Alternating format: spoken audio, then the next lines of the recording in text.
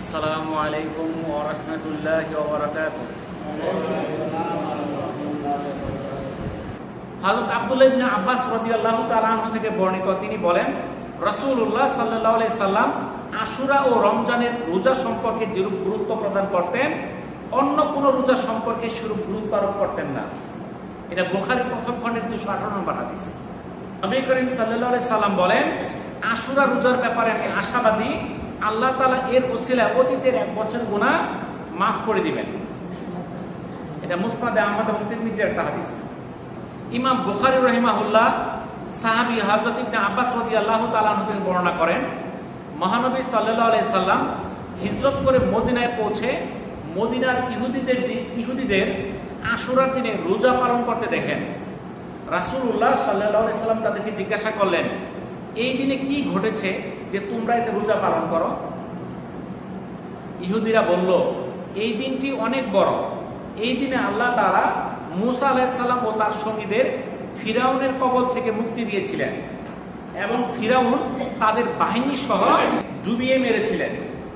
এর কৃতজ্ঞতা স্বরূপ মূসা আলাইহিস সালাম রোজা রেখেছিলেন, তাই ইহুদিরাও সেই দিন রোজা রাখে।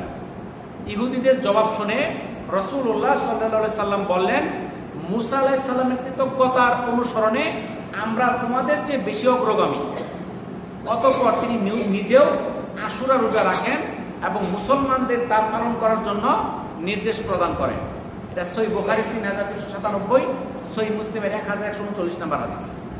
এই আশুরা রোজার ফজিলত সম্পর্কে একটি হাদিস আবু কাতাদা রাদিয়াল্লাহু তাআলা আনহু থেকে বর্ণিত। রাসূলুল্লাহ সাল্লাল্লাহু আলাইহি সাল্লামকে আশুরা রোজার ফজিলত সম্পর্কে জিজ্ঞাসা করা হলে তিনি বলেন, এই রোজা বিগত বছর গুনাহ মুছে দেয়। এটা সহিহ মুসলিমের 1162 নম্বর হাদিস। মুসলিম শরীফে ইবনে আব্বাস রাদিয়াল্লাহু তাআলা আনহু থেকে বর্ণিত, মহানবী সাল্লাল্লাহু আলাইহি সাল্লাম যখন আশুরার দিনে রোজা রাখেন এবং অন্যদেরও রোজা রাখার নির্দেশ প্রদান করেন, তখন সাহাবীরা অবাক হয়ে বলেন, হে আল্লাহর রাসূল, বিধর্মীরা অর্থাৎ ইহুদিরাও তো এই দিনে রোজা রাখে। তারা এই দিনটিকে অনেক বড় মনে করে। আমরা যদি এই দিনে রোজা রাখি তাহলে তো তাদের সঙ্গে সামঞ্জস্য হয়ে যায়। তাদের প্রশ্নের জবাবে রাসূলুল্লাহ সাল্লাল্লাহু আলাইহি সাল্লাম বলেন, যেহেতু এদিন তারা রোজা পালন করে, আগত বছর 10 তারিখের সঙ্গে 9 তারিখ মিলিয়ে 2 দিন রোজা পালন করব ইনশাআল্লাহ। এটা সহিহ মুসলিমের 1134 নম্বর হাদিস। অন্য বর্ণনায় রাসূলুল্লাহ সাল্লাল্লাহু আলাইহি সাল্লাম ইরশাদ করেন, তোমরা আশুরার দিনে রোজা রাখো, তবে এক্ষেত্রে ইহুদিদের সঙ্গে মিল না হওয়ার জন্য 10 তারিখের আগের দিন অথবা পরের দিন আরো একটি রোজা রাখো। এটা মুসনাদে আহমদের 2154 নম্বর হাদিস। তাহলে একটা হাদিসে আসছে আগের দিনে রাখার জন্য, আর আরেকটা হাদিসে আগের দিন রাখলেও চলবে, পরের দিন রাখলেও চলবে। অর্থাৎ 10 তারিখের সঙ্গে 9 তারিখ অথবা 11 তারিখ। তাহলে আমাদের এই রোজাটা কবে রাখতে হবে? আজকে হলো শুক্রবার 1 তারিখ, আগামী শুক্রবার হচ্ছে 8 তারিখ, শনিবার 9, রবিবার 10, সোমবার 11। অর্থাৎ রবিবারের রোজাটাই আসল রোজা, কিন্তু একটা রাখা যাবে না, রাখতে হবে 2টা।